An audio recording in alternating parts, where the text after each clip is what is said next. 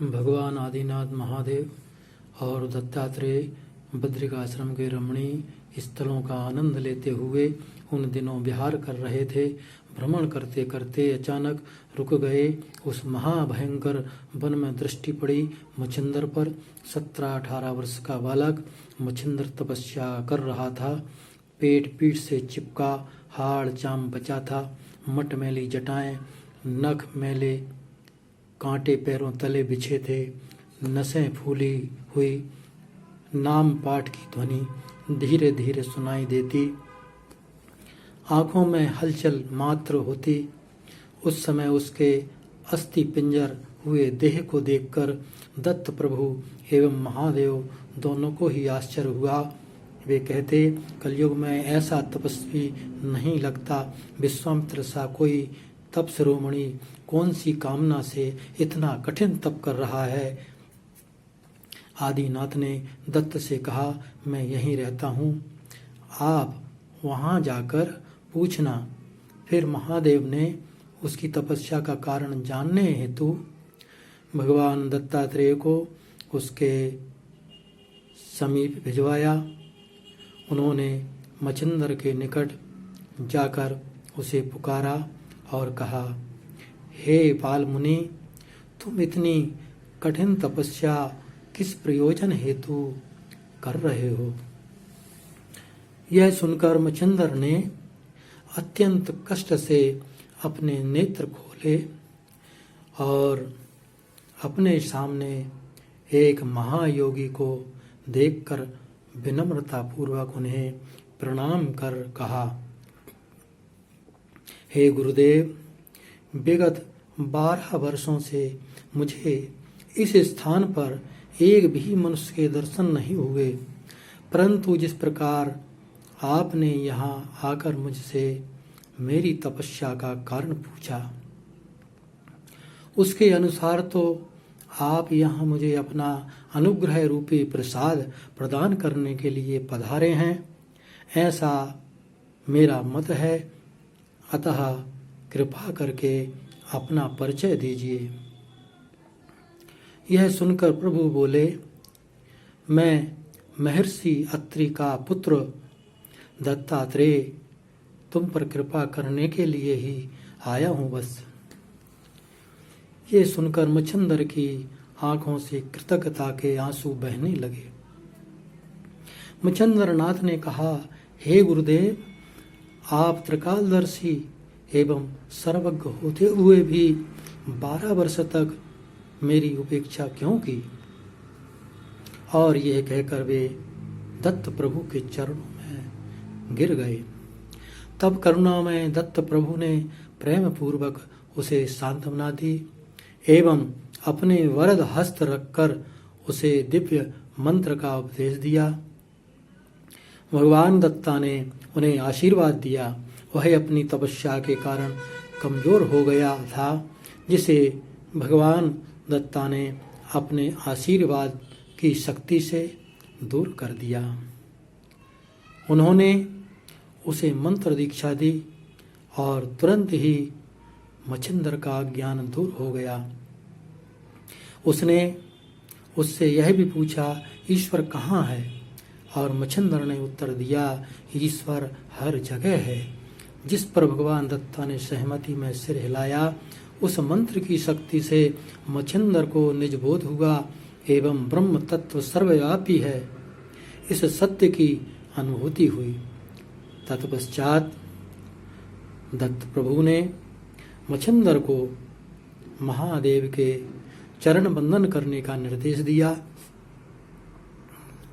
भगवान शंकर ने भी उन्हें दिव्य दृष्टि प्रदान की और उन्हें याद दिलाया कि कैसे उन्होंने मछली के गर्भ में आत्मज्ञान प्राप्त किया था। उन्होंने भगवान दत्ता से कहा कि मच्छिंद्र को सिद्धियों की प्रभावकारिता और शक्ति प्रदान करें।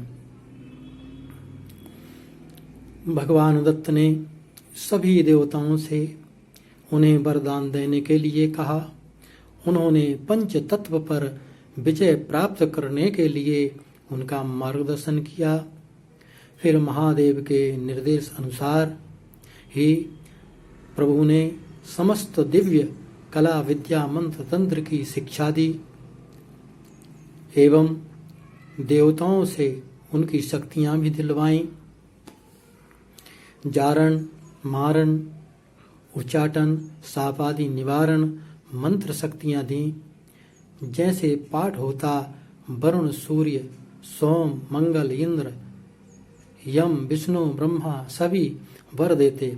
इस प्रकार मच्छिंदर को सर्व शक्ति संपन्न कराकर भगवान दत्तात्रेय ने संप्रदाय की परंपरा अनुसार योग दीक्षा प्रदान कर कनफटा बनाया, नाथ की संज्ञा से सुशोभित किया एवं मच्छिंदर को मच्छिंदर नाथ बनाया। तत्पश्चात शैली, श्रृंगी इत्यादि आभूषण दिया। दीक्षा का सामर्थ्य प्रदान कर नाथ पंथ का प्रसार करने की आज्ञा दी। उसके उपरांत श्री दत्त प्रभु ने प्रस्थान किया और उनकी आज्ञा अनुसार मच्छिंदर नाथ ने भी दक्षिण की ओर प्रस्थान किया। पद यात्रा करते हुए वे सप्त श्रृंग पर्वत पर माता अम्बा के दर्शन कर माता का स्तवन करने लगे। संकटग्रस्त लोगों हेतु उपयोगी दिव्य शास्त्रों की रचना काव्य स्वरूप में की जानी चाहिए, ऐसी अनुभूति माता की कृपा से ही प्राप्त हुई। किंतु इस कार्य हेतु देवताओं का अनुग्रह प्राप्त होना भी आवश्यक है। अतः मच्छिंद्रनाथ ने देवी के सम्मुख 7 दिन का अनुष्ठान किया। सेवा से माता प्रसन्न हुई एवं दर्शन प्रदान कर माता ने मच्छिंद्रनाथ से उनकी इच्छा पूछी। तब मच्छिंद्रनाथ ने माता से निवेदन किया कि माता, साबरी विद्या पर कविता रचने की इच्छा है। अगर इस कार्य में मुझे यश प्राप्त करने हेतु मेरा मार्गदर्शन करें।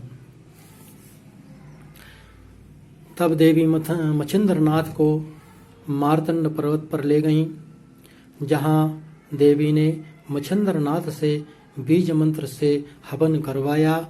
उस हवन के प्रभाव से वहां अति विशाल एवं स्वर्ण कांतिवान नाग वृक्ष प्रकट हुआ।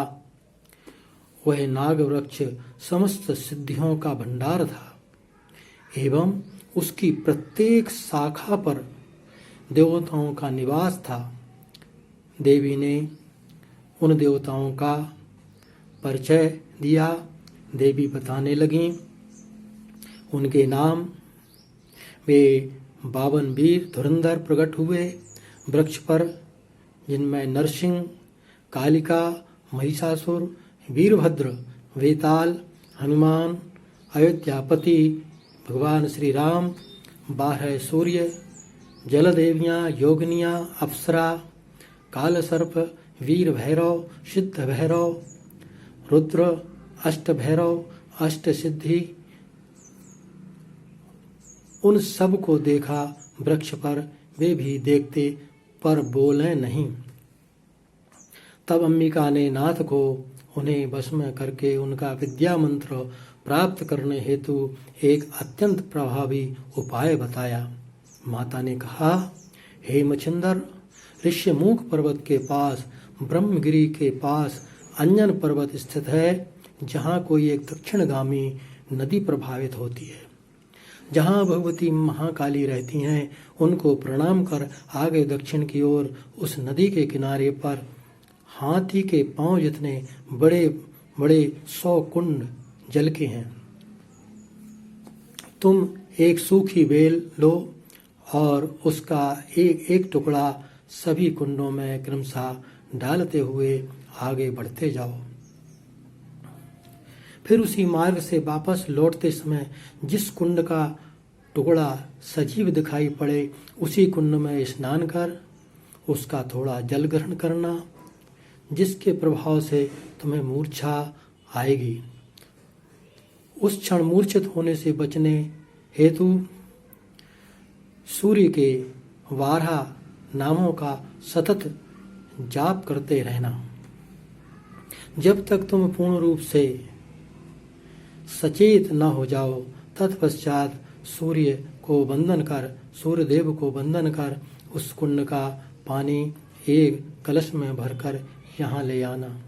फिर पुनः सूर्य की 12 नामों का जाप कर उस जल से इस नाग वृक्ष का सिंचन करना। इसके प्रभाव से इस वृक्ष का कोई एक देवता प्रसन्न होकर तुम्हें ज्ञान प्रदान करेगा। तुम अत्यंत धैर्य पूर्वक इसी प्रक्रिया को सतत 6 माह तक दोहराना, जिसके प्रत्येक बार एक एक करके सभी देवता अनुग्रह करेंगे। माता के दिए मार्गदर्शन को सुनकर मच्छिंद्रनाथ ने कृतज्ञता पूर्वक माता को वंदन किया। तब नाथ को आशीर्वाद देकर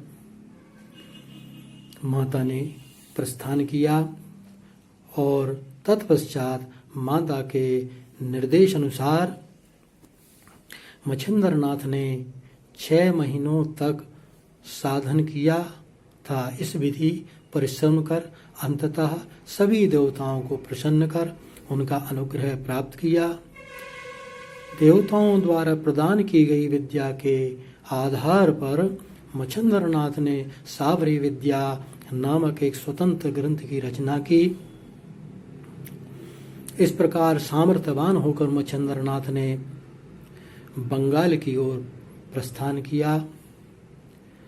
बंगाल में चंद्रगिरी नामक गांव में सर्वोपदयाल नाम का एक समृद्ध एवं धर्मपरायण ब्राह्मण रहता था। उसकी भार्या सरस्वती भी सुंदर, सद्गुणी एवं पतिव्रता स्त्री थी, परंतु उस दंपत्ति की कोई संतान न होने के कारण वह अत्यंत दुखी एवं व्यथित रहती थी। एक बार मच्छिंद्रनाथ भिक्षाटन करते हुए उनके घर पहुंचे। तब ब्राह्मण स्त्री ने नाथ का तेज देखकर उन्हें अपने संतान विहीन होने की सारी व्यथा सुनाई। उसकी व्यथा सुनकर महादयालु मच्छिंद्रनाथ ने अपनी झोली से चुटकी भर भस्म निकाली एवं सूर्य मंत्र से सिद्ध कर उस स्त्री को प्रदान करते हुए बोले, तुम इस भस्म को सोते समय खा लेना। इसके प्रभाव से तुम्हारे गर्भ से हरि नारायण स्वयं जन्म लेंगे। 12 वर्ष पश्चात मैं पुनः इस बालक को अपना अनुग्रह प्रदान करूंगा। ऐसा कहकर उस स्त्री द्वारा प्रदत्त भिक्षा प्राप्त कर मच्छिंद्रनाथ ने वहां से प्रस्थान किया। ये बात उस ब्राह्मण स्त्री ने पड़ोस की महिलाओं को बताई तो उन महिलाओं ने कहा, अरे ऐसे कनफटे जोगी बड़े जादूगर होते हैं। रूपवती नारी को देखकर मंत्र से बनाते कुतिया साथ ले जाते। ऐसी कनफटा साधुओं की जादू टोने की कथाएं सुनाकर उसे भयभीत कर दिया। बस फिर ब्राह्मण स्त्री ने सशंकित होकर मच्छिंद्रनाथ द्वारा प्रदत्त भस्म को गौशाला के पीछे स्थित गोबर डालने के स्थान पर फेंक दिया। उस गोबर की खदान के अंदर हरि नारायण का संचार हुआ। जो 9 नारायण विष्णु तेजपुंज ऐसी नारी अभागन फेंक कर घर लौट आई और घर गृहस्थी में मगन हो गई। आगे की कथा 3रे अध्याय में। इसी के साथ 2 अध्याय पूरा हुआ। सिद्ध बाबा मच्छिंद्रनाथ की जय। इस अध्याय के पाठ करने या सुनने का फल, इस अध्याय के पाठ से आर्थिक लाभ और सफलताएं मिलती हैं। जो भी इस अध्याय के पाठ करता है या सुनता है, श्रवण करने से भी वही लाभ मिलता है। आर्थिक लाभ और सफलता मिलती हैं। धन्यवाद वीडियो देखने के लिए। कृपया हमारे चैनल को सब्सक्राइब कर घंटी को दबाएं, लाइक और शेयर करें।